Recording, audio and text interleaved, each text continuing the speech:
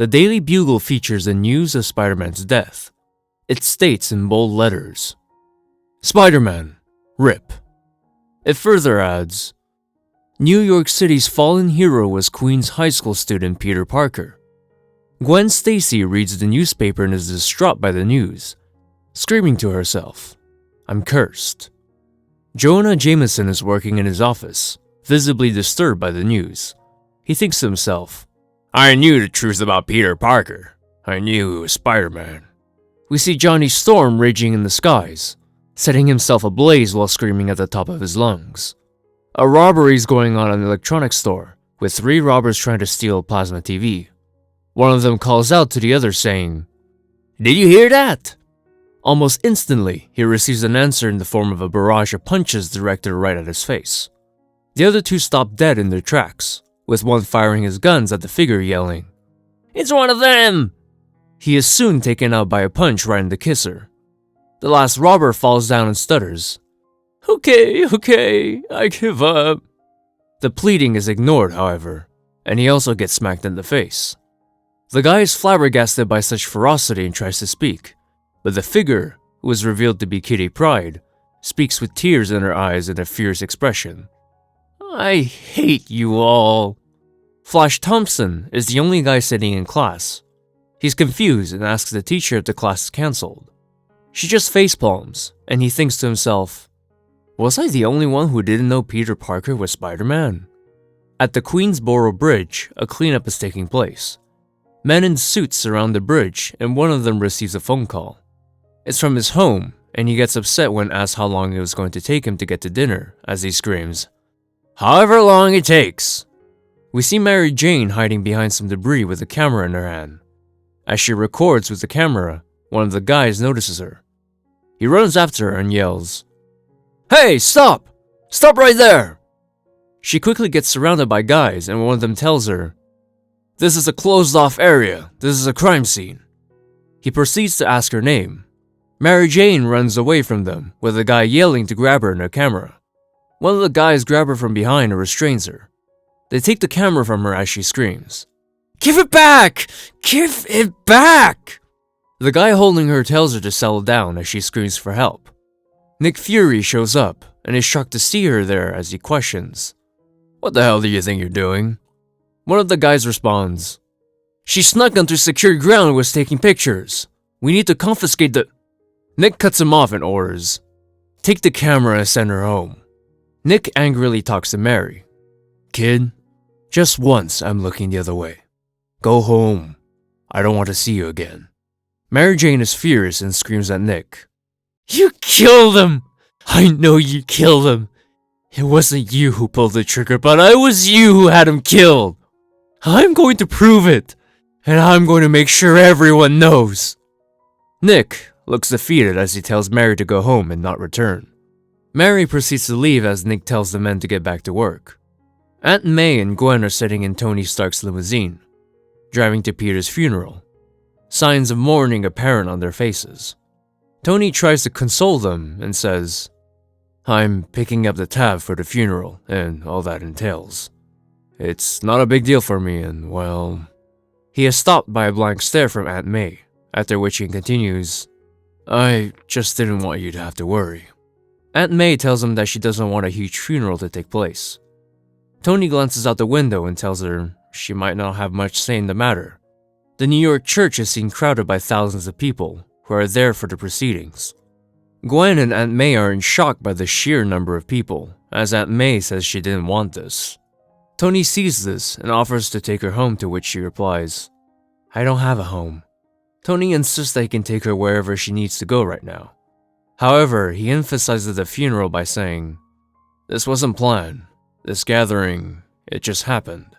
If you have it in you, I think you should let it happen. The city needs to mourn too." He says that this is about much more than just the people who knew him, but it's still her call if she has it in her.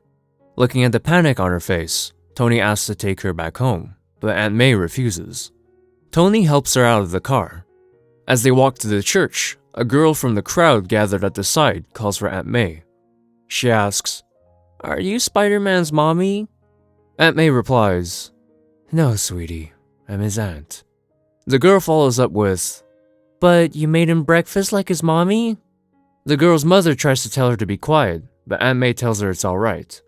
The girl then says, "When I was little, Spider-Man saved me from a fire, so I didn't die." Hearing this makes Aunt May tear up. The girl sees this and hugs Aunt May. Then they part ways and head into the church. Aunt May goes and sits in the first row. She's approached by Steve Rogers, aka Captain America. He grabs Aunt May's hand and kneels on the ground. He says he wants to tell her something. With remorse on his face, he tells her, It's my fault your boy is dead." Aunt May goes into shock as she hears this. She asks Steve how it's his fault that Peter died, to which he replies with tears in his eyes, "Please, I just wanted to say I'm sorry." Aunt May further questions him about what he did. He further explained that he had told him he wasn't ready for the uniform as he was still just a child. With the tears still flowing, he says, "And the gunshot, the wound that eventually killed him, it was meant for me. He jumped in front of it to save me." Aunt May goes hysteric after hearing this as she screams, "So after you emasculated him, even though he had proved himself a hero over and over and over again, after you told him he wasn't worthy, he saved your life? Is that what you're telling me?" Steve nods and says yes. As Aunt May continues, "He worshipped you people. You know that, don't you? He thought of you as the Knights of the Round Table." She tells him the reason he wore a costume was to be like them. All he wanted was to earn a place at their table. Aunt May gets up from her seat and starts yelling at all the S.H.I.E.L.D. agents there. "And you people come into his life. You promised to train him? And what did you do? Nothing! He was fine before he met you. He was doing fine." Aunt May turns to face Steve with a look of rage in her eyes. She slaps Steve in front of everyone and turns to leave. As she exits the church, the crowd is still there, bigger than ever. Aunt May gets dizzy and falls on the church's steps. Gwen rushes to her and tries helping her get up. Jonah Jameson arrives on the scene and introduces himself, and that they've met before. He helps her up and asks if he can escort her to her seat, or is there another place she wants to be right now. Aunt May is helpless and says she doesn't know what to do at this point. Jonah tells her, "If I may, I think you'll regret not going back inside." This is convincing enough, as Jonah leads Aunt May back to the cathedral. The funeral proceeds with the preacher mentioning, "As in remembrance, we look back at who Peter was, and find peace in the fact that he is now in a better place." Thor is sitting in the pews in the funeral as he starts a monologue. "Midgard, Earth, was put in my protection for a reason." He says that Odin had great plans to remake both worlds. They should look up and know that if they live their lives like they should, if they're honorable and have courage, they'll find a favorable place in Asgard with Odin himself. However, this path is lined with trickery and deceit. Should anyone fall astray, an inevitable death awaits them. The valiant, the bold people that do make it through, for them, there lies a great hall. For those faithful, there lies providence. He ends with, "For the heroes, there's Valhalla. And there, in that place, legends never die." Don't forget to like this video and subscribe to this channel.